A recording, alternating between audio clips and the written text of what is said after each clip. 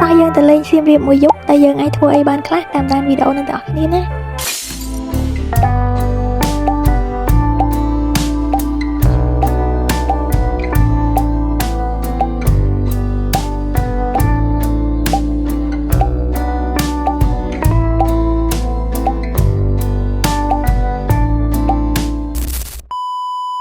សួស្តីខ្ញុំវ៉ាន់កាយតោះយើងទៅលេងខេត្តសៀមរាបទាំងអស់គ្នាអញ្ចឹងយើងចេញពីភ្នំពេញទៅពេលព្រឹកហើយយើងញ៉ាំអាហារពេលព្រឹកនៅតាមផ្លូវឲ្យហើយទៅប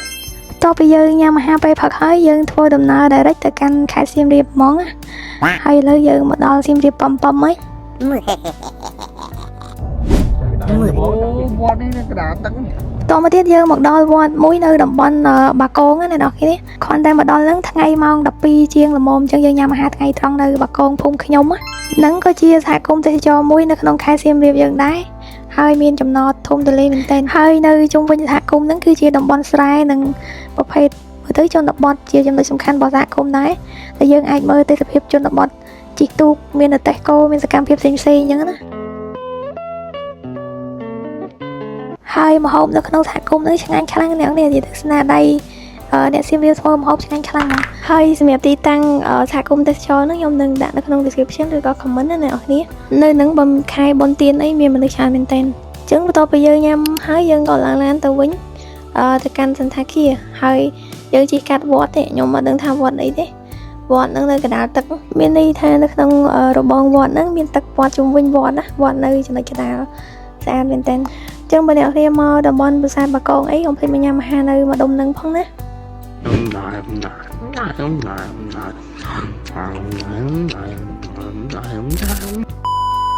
ជីកាត់រងមូលផ្ការរំដួលបន្តិចយើងក៏មកដល់សន្តាគារហើយឈ្មោះពេញរបស់សន្តាគារគឺ Pacific Hotel and Spa ចាំខ្ញុំដាក់ទីតាំងនៅក្នុង description ឲ្យអ្នកគ្នាហើយសន្តាគារទាំងដែរគឺជាសន្តាគារលំដាប់កាយ5នៅក្នុងខេត្តសៀមរាបឥឡូវពួកគាត់មកជួយយកអីវ៉ាន់របស់យើងដើម្បីចូលទៅក្នុងហើយយើង check in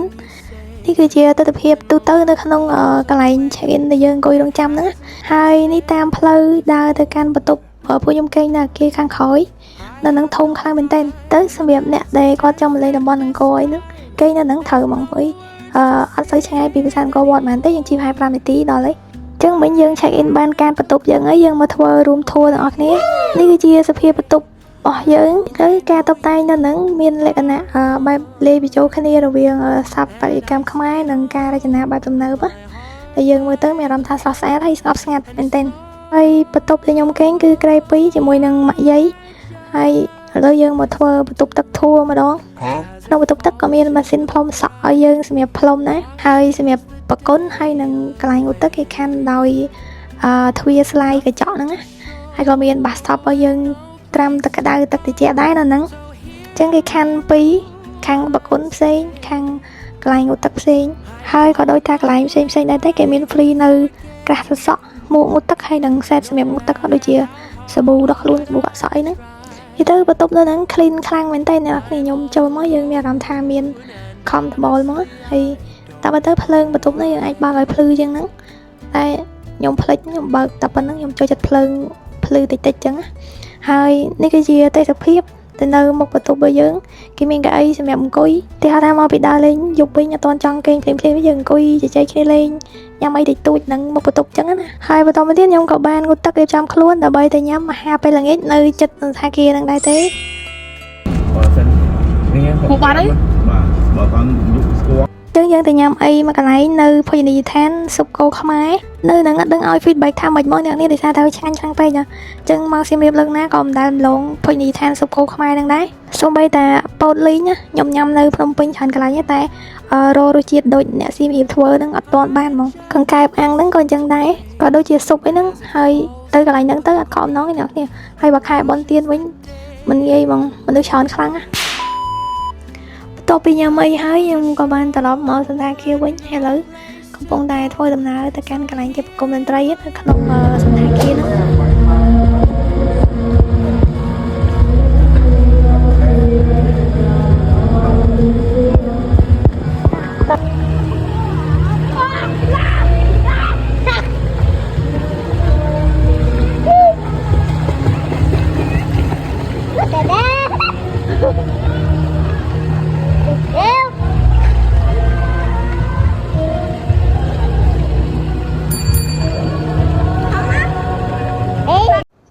គេច្រៀងហ្នឹងមាននៅទល់មុខហ្នឹងមានកន្លែងអង្គុយហើយនឹងអាងហែលទឹកមួយសម្រាប់ហែលលេងតែសន្តាគារហ្នឹងមានអាងហែលទឹកពីរណាគ្នានិយាយទៅនៅហ្នឹងអត់មានអីទេយើងអង្គុយឈៀលមើលពួកគាត់ច្រៀងហ្នឹងអញ្ចឹងនៅហ្នឹងអ្នកណាចង់ហែលទឹកក៏ហែលទៅអ្នកណាចង់អង្គុយជជែកគ្នាលេងក៏ជជែកអញ្ចឹងទៅមកលើហ្នឹងក៏បានហែលទឹកទេចាំលើក្រោយដោយសារតែលើអត់សូវស្រួលខ្លួនដែរហើយពួកគាត់រស់លេងមែនទេយើងលាគ្នាមុនទៅគេង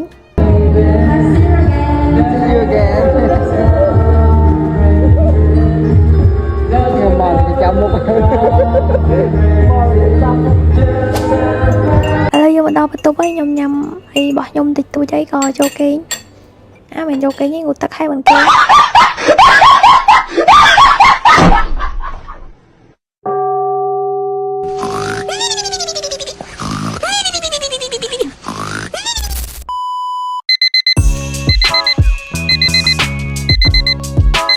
Good morning យើងភ្ញាក់យើងរៀបចំខ្លួនចុះទៅញ៉ាំអាហារពេលព្រឹកនៅខាងក្រោមម្ហូបនៅហ្នឹងច្រើនខ្លាំងមានទាំងបរទេសមានទាំងម្ហូបខ្មែរហើយម្ហូបច្រើនខ្លាំងពេកតើខ្ញុំអត់ដឹងញ៉ាំមួយណាទុកមួយណីទេនេះខ្ញុំញ៉ាំបាន3 4 5មុខដែរហ្នឹងតែអត់មានពោះដាក់ទេវាឆ្អែតខ្លាំងពេកអញ្ចឹងមុនទៅដើរលេងតទៀតយើងទៅ check out ឲ្យហើយដោយសារតែថ្ងៃហ្នឹងយើងទៅផ្ទះវិញណាតមកទៀតយើងក៏ជិះទៅលេងនៅពលានយន្តហោះអន្តរជាតិសៀមរាបអង្គរជិះមកជុំ2ជុំមើលលេងទៅ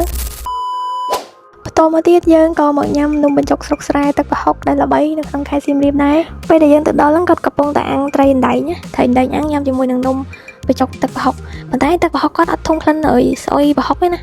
ខ្ញុំញ៉ាំទៅអត់ដឹងថានឹងប្រហុកទេប៉ុន្តែឆ្ងាញ់មើលទៅធម្មតាទេប៉ុន្តែញ៉ាំទៅឆ្ងាញ់មែនទេអ្នកនរគ្នាអើយនេះផ្លែនៅមុខកន្លែងលក់គាត់ហើយនៅលេខទំនាក់ទំនងញ៉ាំរួចយើងក៏បន្តដំណើរទៅកាន់ប្រាសាទបេងមាលាឬក៏បឹងមាលាប្រាសាទនេះគឺបាន